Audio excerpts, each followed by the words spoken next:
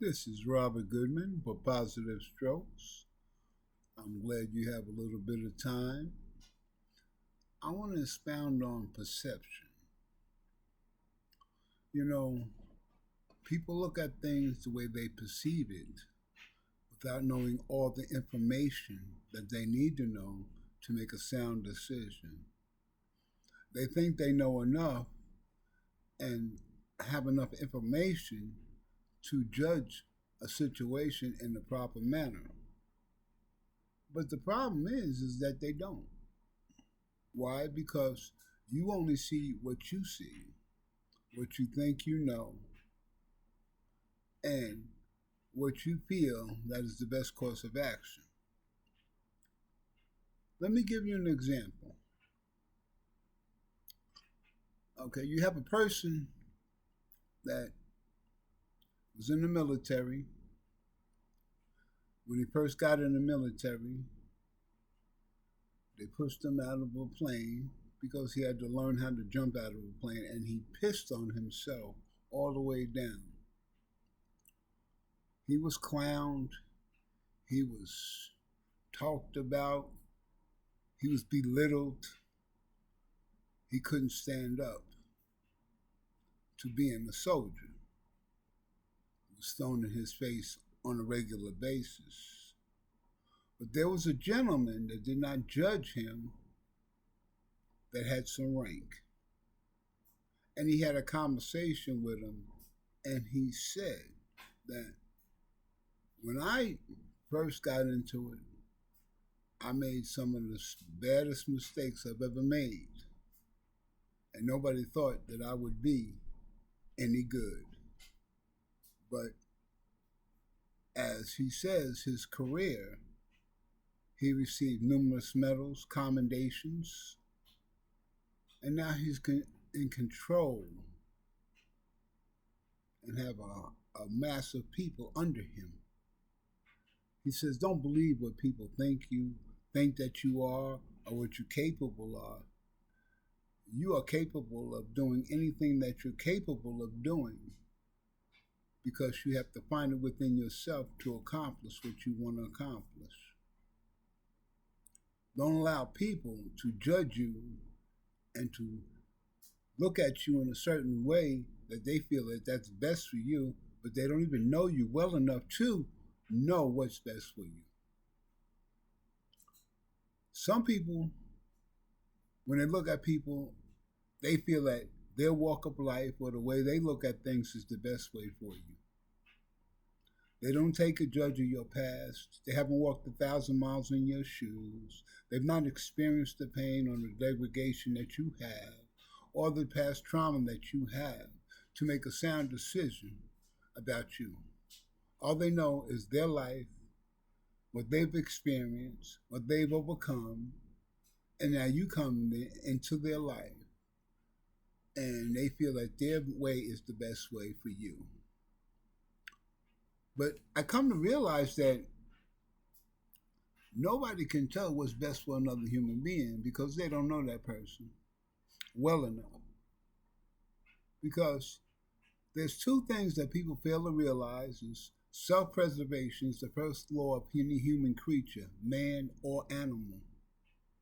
So when a person is pushed into the corner, they're only concerned about their welfare, whether they are family, friends, or strangers. Self-survival, stay alive, to continue on, whatever the case may be. Have you heard many cases where I never knew my son could do that, or I never knew my wife could do that, or I never knew that my daughter was capable of that? I never knew that. Haven't you heard that in many cases that you've seen on the news or you've heard stories, how people reacted to circumstances that people had no idea that these people were capable of? Or how about the mass murderer that a child comes and he goes into the school and he shoots up everybody and the parents don't know that this is their child, that they have this capability, but they're shocked just like everybody else. They never seen it coming. Why? Because we don't really get to know. We know people, and we may know them closely, but we may not know them that close. Something to think about, isn't it? So, I just want you to take a moment to sit back and not judge anyone, not think that you know the best formula for a person to achieve the best life that they can have. What you can do is, the best thing was, when I was going through all that, and when I pissed on myself when I came out the plane, and when this gentleman talked to me in this manner that he did, and then he was always a positive role model, but he was always there, pointed out my goods and my bads, but made me make a sound decision over everything. That is something definitely to think about, isn't it? So, I want you all to realize and know that we never know what's going to come down the pipe.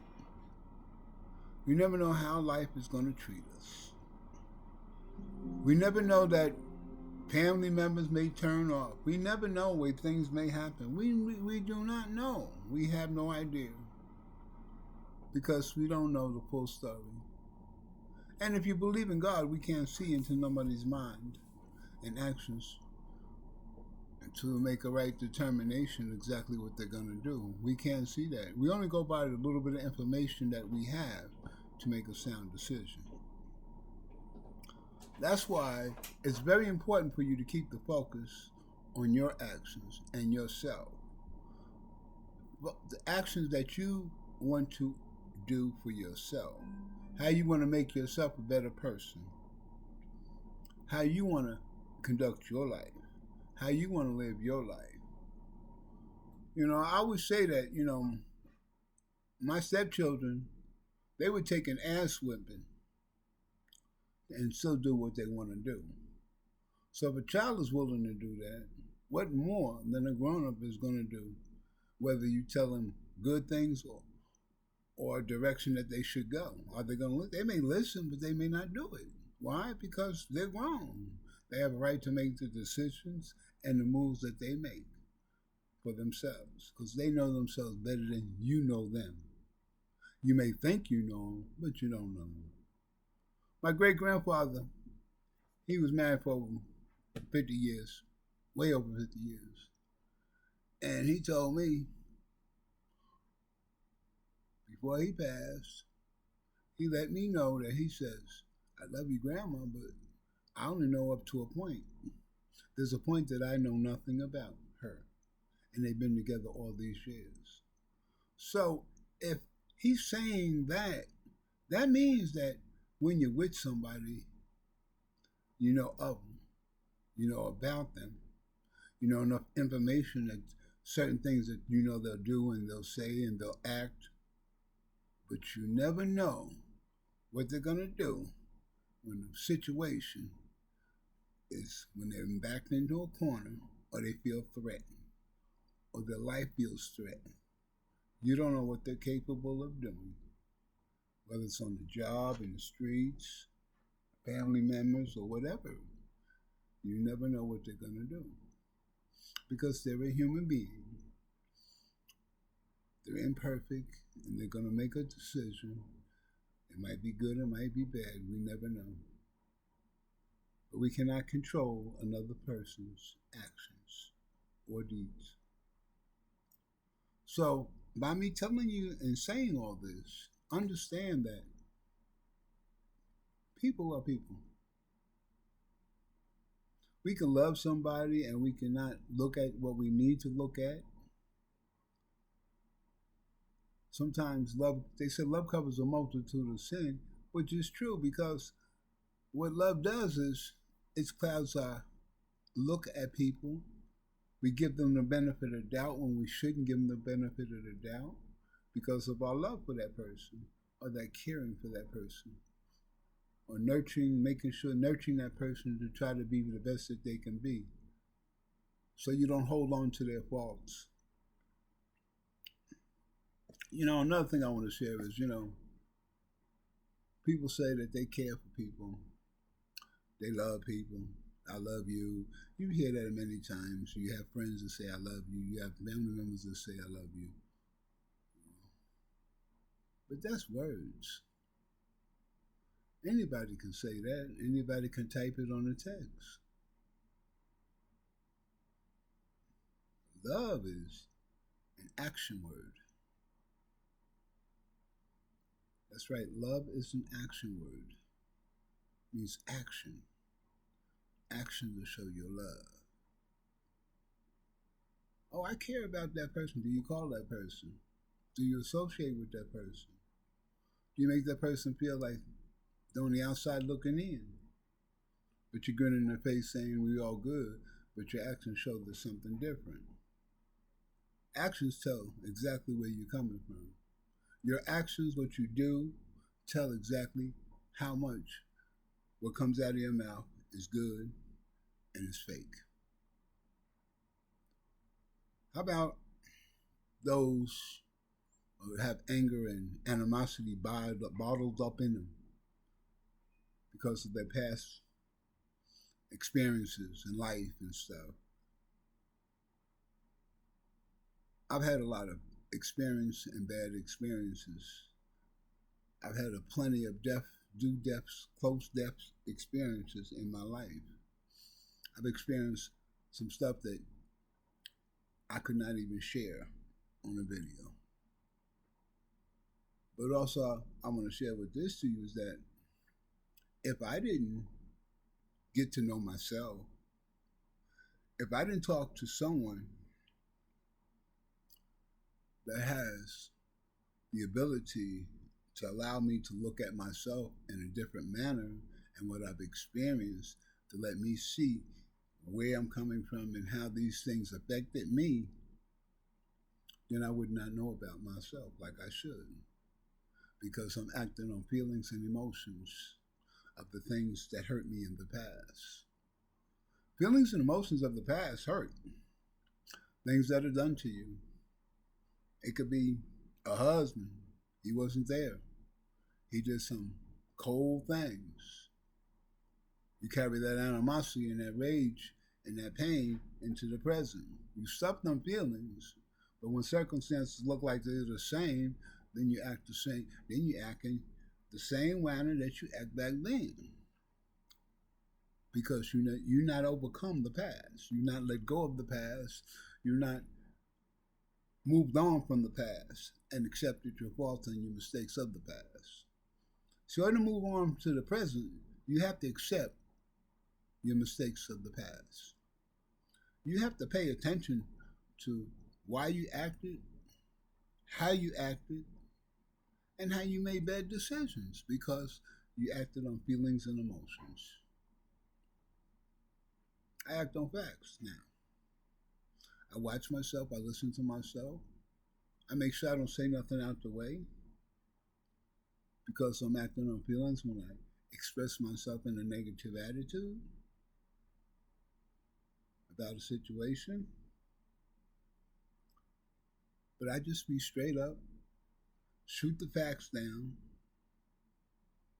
and make sure that I back them up 110% or have evidence to back up my statements.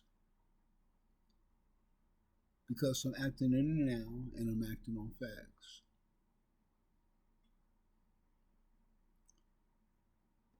So, understand that in order for a life to get better, you have to get better.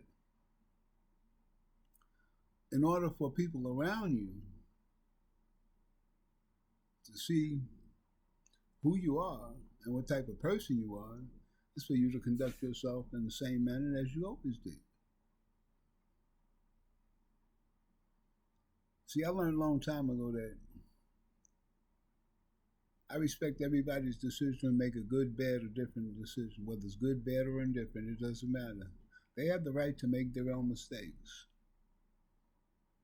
They have the right to make good decisions, and they have the right to make bad decisions. That's their life. They only get one life. Each person only gets one life to live. Only. So, it's fair to allow that person to be who they are. Because, see, when you allow them to be who they are, you get to know who they really are. But if you're trying to direct and control and tell them this is the best way to go and give ultimatums and push them in a corner to make a decision, then you're not seeing everything that you need to see. You're not learning all the information that you need to learn because you get locked out. Why? Because most people, when they love and care about someone, instead of rocking the boat, they just go with the flow. And they shut themselves down. They don't let you know who they are.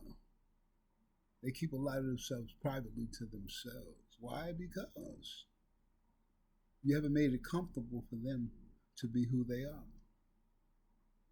You haven't allowed them to be who they are. You're telling what's best for them. This is what you should do. This is what you should do. And if you don't do it, then it's a negative attitude all around. If you want something real, allow a person to be real. Then you get to understand who they are and what they're all about. Some people have been married for 10, 15, 20 years. And they just go along the functions of every day, going to work, taking care of the kids, paying the bills, And their lives start to separate because they're so involved in what's going on that they don't take time enough for themselves and each other together.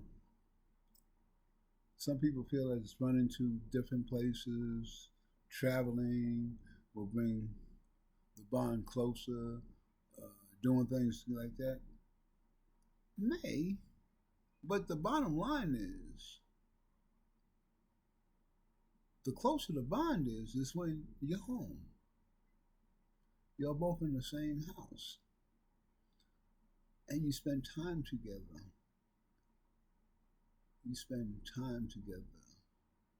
You give each other time, not to conduct all other business for the outside world, but you give them time so you get to know and share and enjoy each other. Going on a trip is exciting.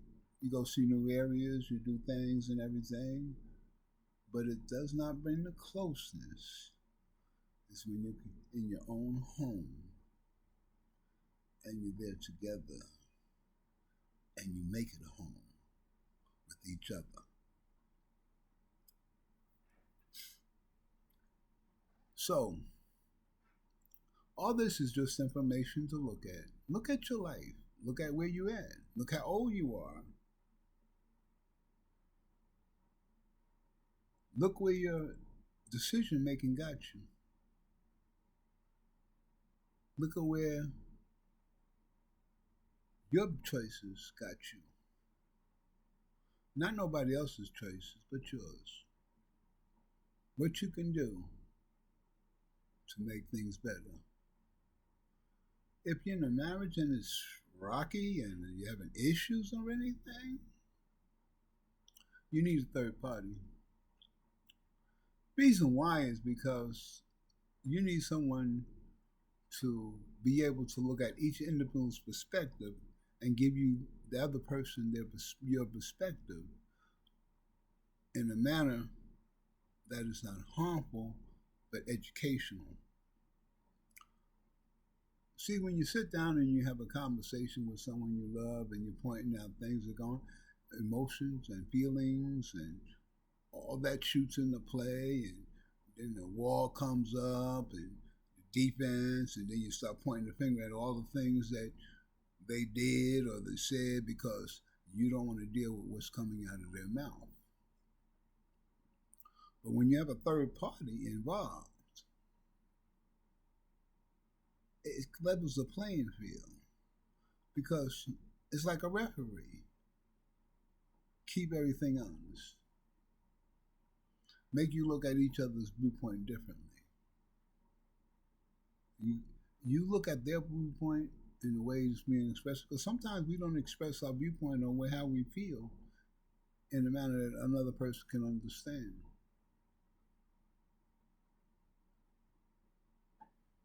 So, such are things to think about. This is Robert Goodman for Positive Strokes. And remember, life is short.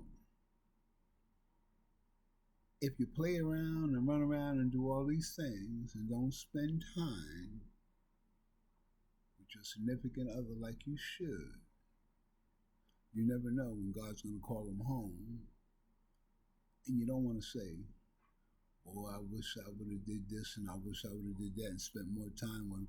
I wish I wasn't mad at them for all this and that. I wish I wasn't. It's too late. It's too late when they're gone. You can't change that fact and you can't go back into the past. But what you can do is address the situation today. Last but not least, I want to address children.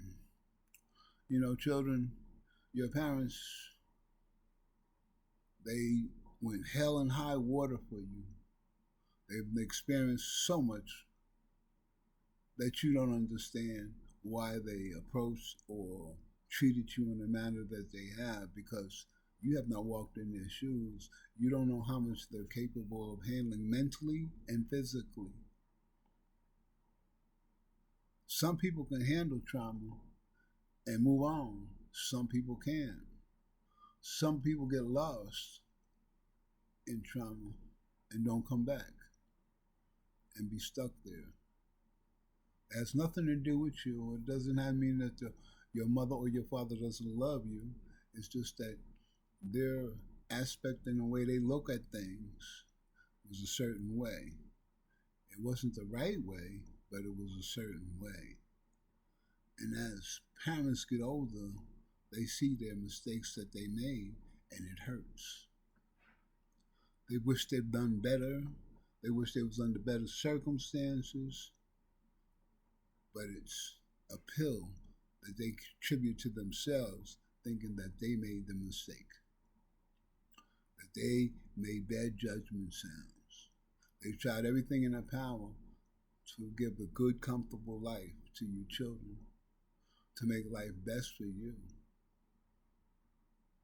But now they see that you're going through things, they see that you're experiencing things, and they're trying to be there for you. But they're trying to be there as a parent, but also teaching you at a level of a grown-up, because that's who you are. You are legally grown, legally to make your mistakes. You legally can go rob somebody and go to jail because you're legal. This is what you can experience. So, thank them. Let them know that they're loved. And remember what you've been through to get to this point in your life. With your mother's sacrifice, with your father's sacrifice. Or if you're like me, most of your life, I handled things on my own. I didn't have the joy of a loving family, a backbone family, of being there. So, but I'm good. One day at a time. You have a great day, and remember, life is short. What you put off for tomorrow may not get done.